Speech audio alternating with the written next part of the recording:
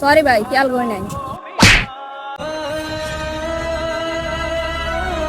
ফকিন্নির বাচ্চা দেখে শুনে হাঁটতে পারছ না, তোদের জন্য রাস্তাঘাটে চলা যায় না।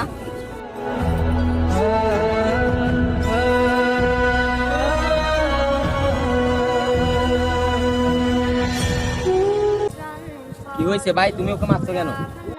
ছোট করে বাচ্চা আমার মোবাইল টেনে। কি রে ভাই, তুমি ওর মোবাইল ফালাই দিছো কেন? আমি এদিক দিয়ে আসতেছিলাম,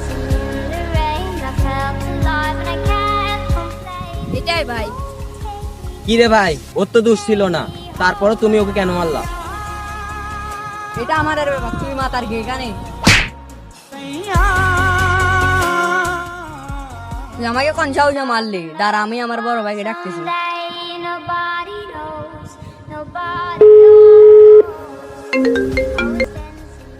হ্যালো। হ্যালো ভাই, তুমি কোথায়? হ্যাঁ আসতো। কেন, কি হয়েছে? না একটু জামালা হয়েছে তো।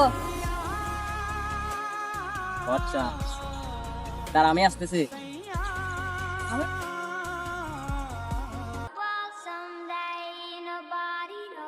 এ কি রে, কি হয়েছে এখানে?